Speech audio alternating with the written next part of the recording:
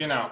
Good morning, everybody. Today, I'm going to talk a little about some details of how to fork and make ideal blacksmith tongue for students. We are going to use a 12 mm round or square bar.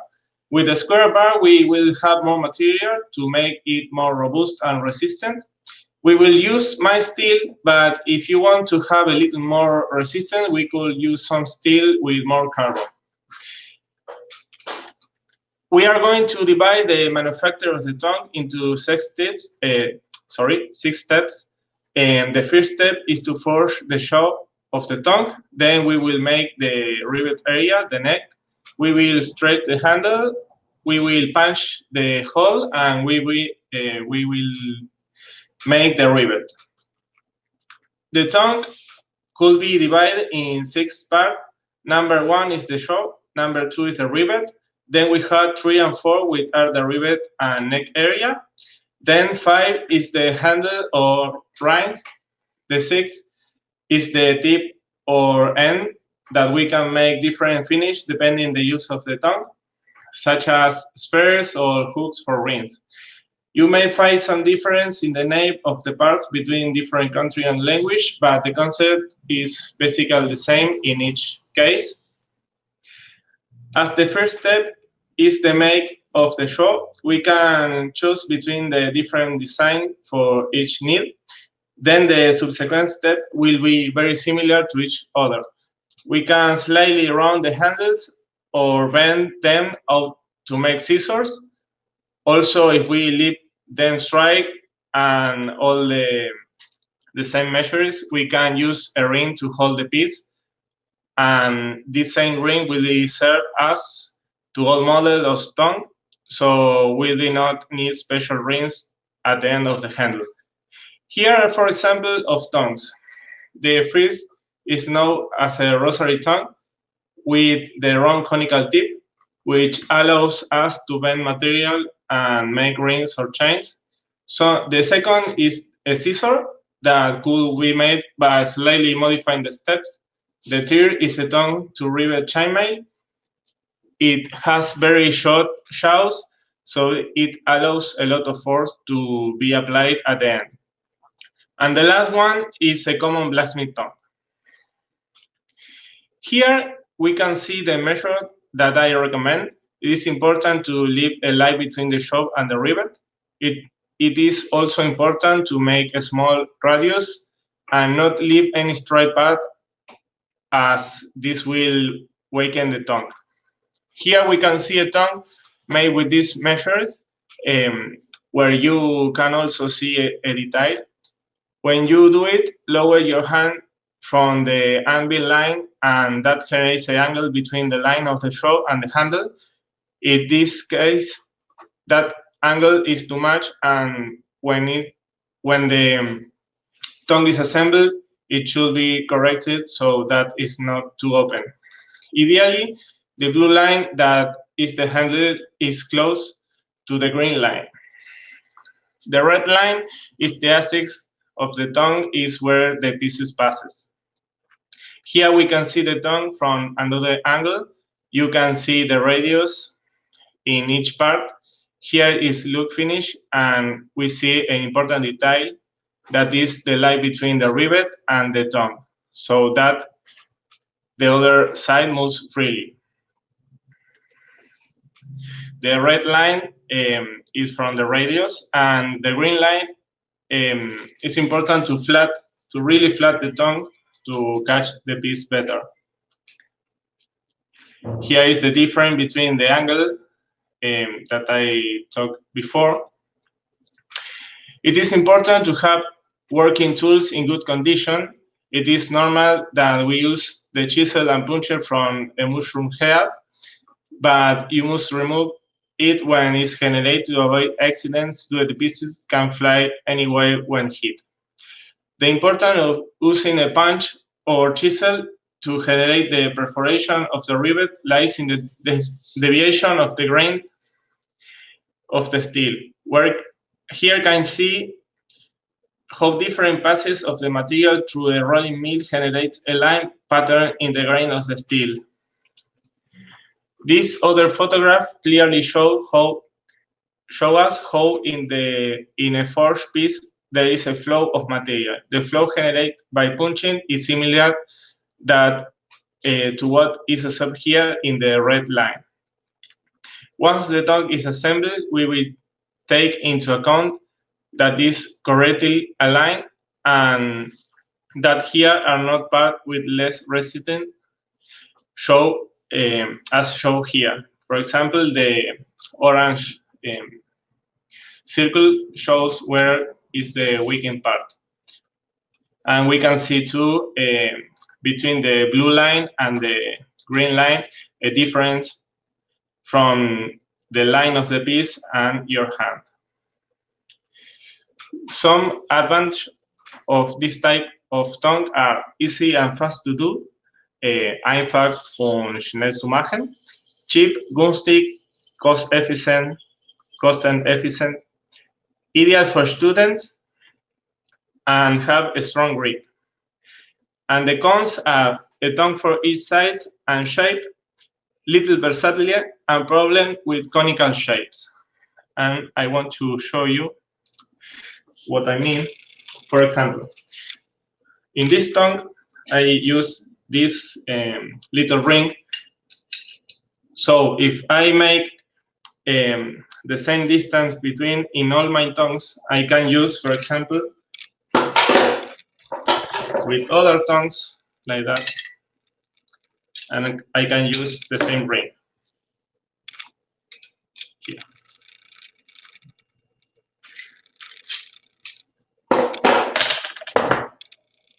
This tongue, for example, have a little shape, and I use for this kind of work. You can hit in that way, and in that way, but now in that way because it's moved a little, but have a strong grip and is ideal for work with knife. This is the way I solve the problem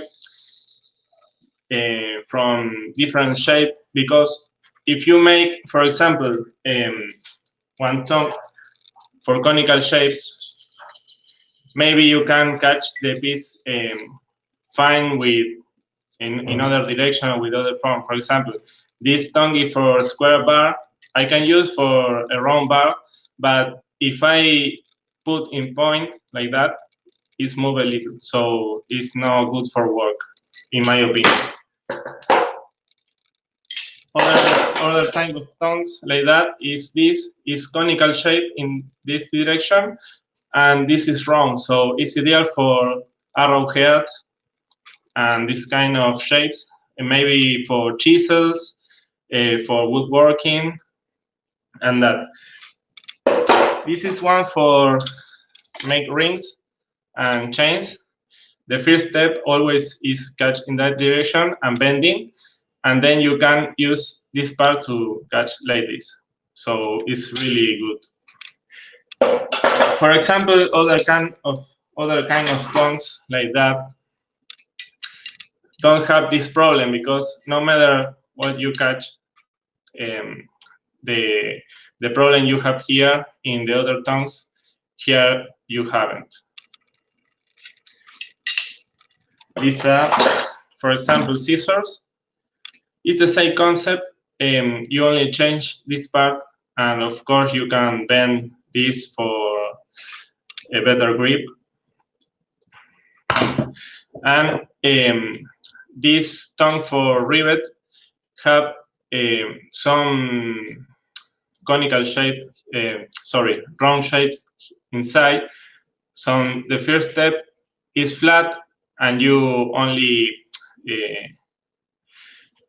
make a little bigger the rivet, and then use the second and third pass to round the rivet.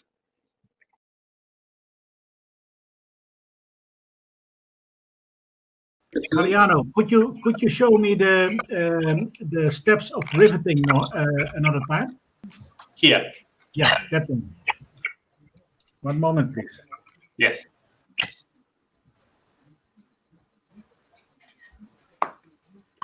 Yeah, okay. Thank you. I've seen it. What kind of steel do you use? I often use my steel. Here is SAE 1010. It's a low carbon steel, but for example, in this kind of tongue, you make a lot of force. For example, bending that, and it's better. For example, is spring steel or tool steel, like 4140, 9260, or 5160, for example. And you can temper in. It's gonna be harder enough to work. Okay, thank you. Yeah. But for example, for students, it's super easy make with mind steel like that and work fine, because I think when you start blacksmith, tools are expensive. So you can, for example, if you make this tongue from mind steel and you make from, I don't know, 3 millimeters a piece, and you then need other size, you can change the shape cool, and then a few days before you can change again the form without making a new tongue. Here, sometimes steel are expensive, or people who start blacksmith can buy a lot of steel, so you start with small pieces and that. Interesting. Thank you. So I had the question if Mariano, he forged his tongue blank. The front side, he had this forward taper in This one? Like this. You have this taper going inward. Don't you care if it's made from mild steel? Don't you care about bending there because it's the thinnest point in the whole tongue range? Yes, for example, the barrier tongues are super strong here in this part. Here is a little weak, but is more fast and easy to make for people who is starting in blacksmith. In my opinion, but it's true. This part can be a little bigger and stronger if you want. Or you can use some wood steel tempering, for example. I use this type of stuff for students who, for practice, for example, for make a good round shape, a clean work. But of course, more material here is stronger. Sometimes if you make this part too small, it's weak, and you you can lose a little of force when you close the tongue. I would have if you're ready and you feel your question is answered, I would have an additional comment on that. I make all my tongues out of mild steel nowadays because I think it's easier and for me it's strong enough. And the only one tongue I have ever bent in the whole time was one of these bolt jaw tongues, which I was totally abusing by dragging some piece a bit too cold around another. So I personally am of the opinion that this whole mild steel, tool steel for regular forging tongs, not for this like the small ones, these ones which he showed. Yeah. These I also think like any harder steel is a good choice. But otherwise, I think I would just always go with mild steel. What kind of steel do you use, Patrick? Patrick? Sorry? Which kind of steel do you use? Just regular mild steel. What is it? Is it in German also? S295. Also Was ich empfehlen kann, ist, dass man sich vom Schrottplatz oder vom Eisenhandel, die stellen immer ihr Moniereisen, das dicke Moniereisen, das stellen die immer in die Ecke und man kann sich für beschaffen. Und das hat, also ich mache meine Zangen überwiegend aus Federstahl, einfach weil ich gute Mercedes-Spiralfedern habe und die halten wie nichts, wenn man sie einmal dran hat. Und wenn ich mal eine aus Baustahl mache, zum Beispiel, die ich oft benutzen werde, an Hämmern oder sowas, oder auch das Größere, da denke ich mir dann, ich kühle die mal ab. Oder auf jeden Fall Zangen, mit der ich einen Meißel halte.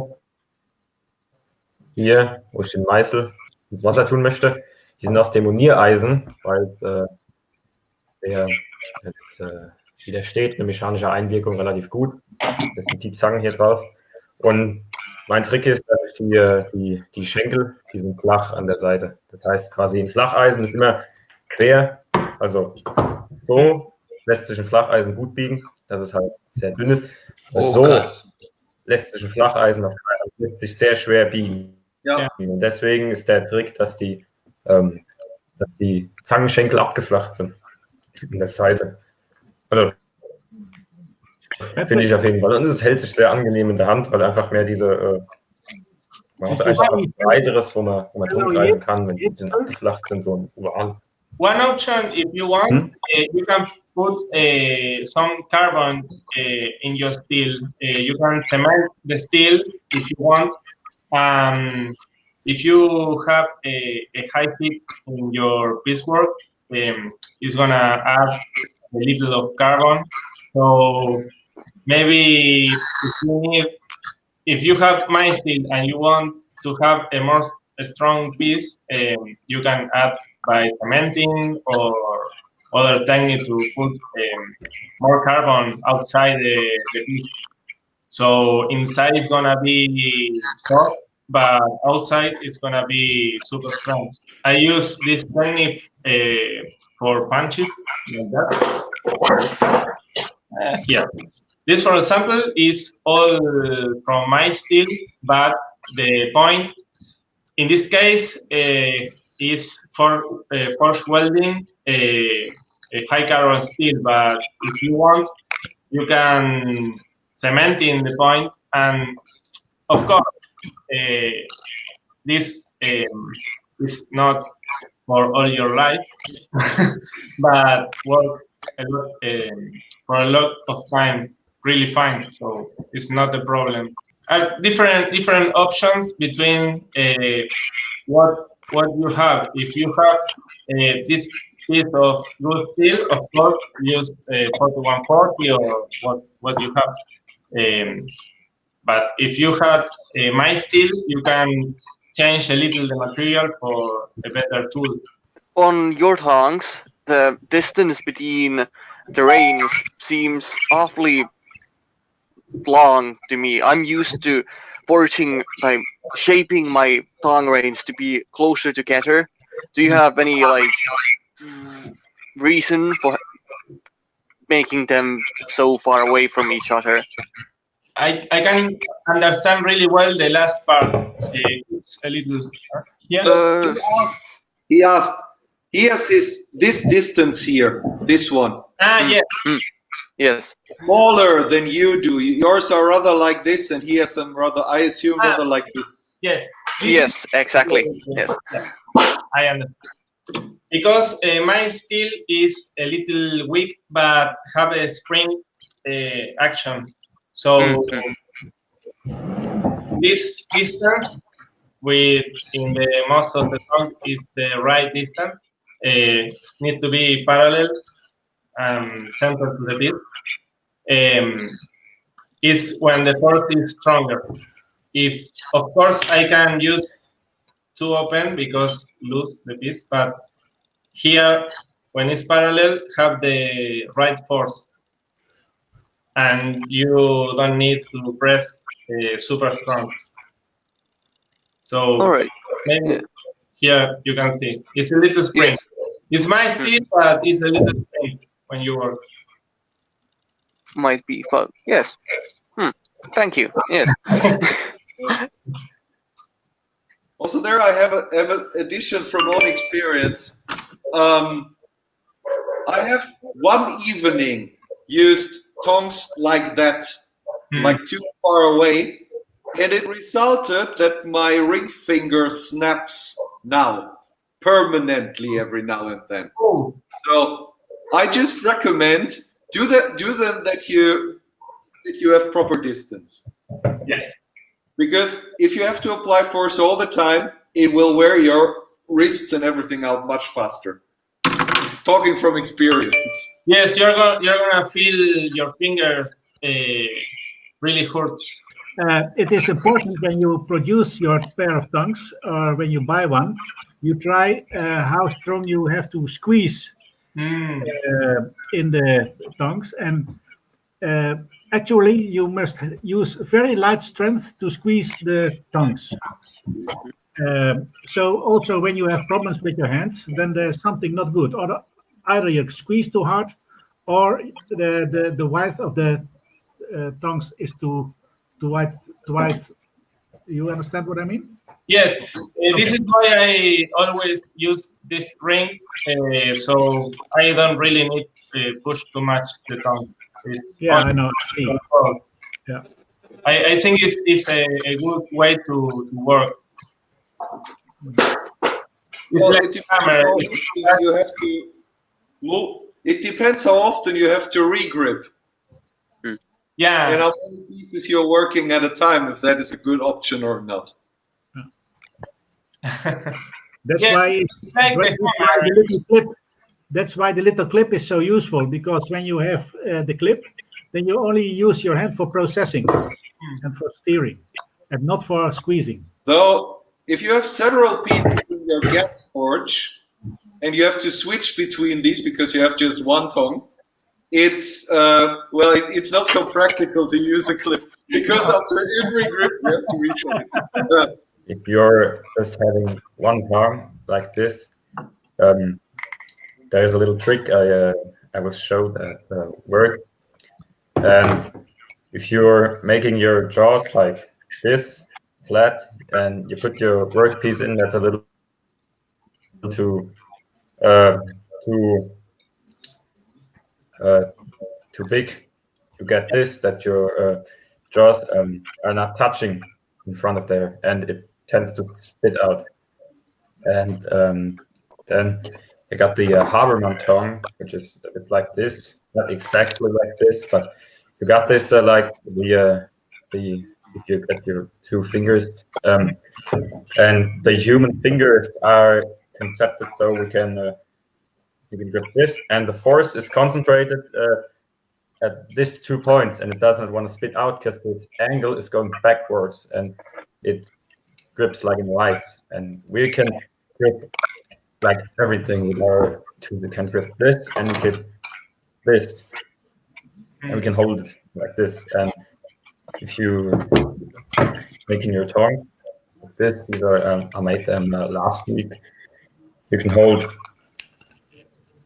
this, grip comfortably here, and the force is concentrated at these 2 points, so it doesn't want to spit out, because the angle is forced backwards. So your force is directly flowing into these 2 points and concentrate there.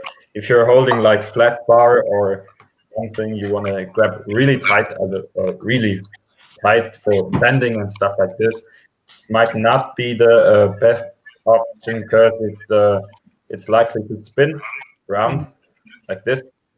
And but if you're grabbing like you're doing small filling things with round or square stock, I tend to use this because it's you can grab like in each position. I grab this because it's a difficult shape. It's got a hole inside there, and it's got different sizes at different points. And I can grab with this tongue. I can grab everywhere. I can grab here, or I can grab here. And the force is always concentrated to these 2 points like if I would do it with my fingers. Yes. I just said this because you were discussing about if you just have one tongue, I would do it like I would make it on like my two fingers, because I can grab this with my two fingers, and I can grab this with my two fingers, and that is, to me, it is very versatile, because this is also very easy to make. It's just it's just like very simple shape. Yes, the Haberman tongs are it's really cool and super. I thought it's not a Haberman, but it's close. I find with a really long grip is super weak. Maybe if I put the half or something like that, it's gonna be stronger because the weakened part, of course, is here. But I find really helpful for work because, for example, if you have a L shape or something like that, you can grip with no problem. And I find you have two options in that kind of tongues. One is center and one is off center. So if the piece is longer, maybe like that, pass away. But here, of course, it's super difficult to work because it's twist. But you can make like a S or something like that. And in all books, I find sometimes put a ring here in the middle, so the piece pass from this ring. But I never use this kind of tongue. Are really strange for me. All right. Thanks, Yeah. because I understand now a little more about the Haberman tongues, because here we find we make in that way, but the force is here and not here. I think if I make the point of touch here, like in your tongue, it's gonna be better, because since you lose a force here. Paul? No, I just invite you all for the 14th of December. Then it's my turn. 14 December is mijn chance.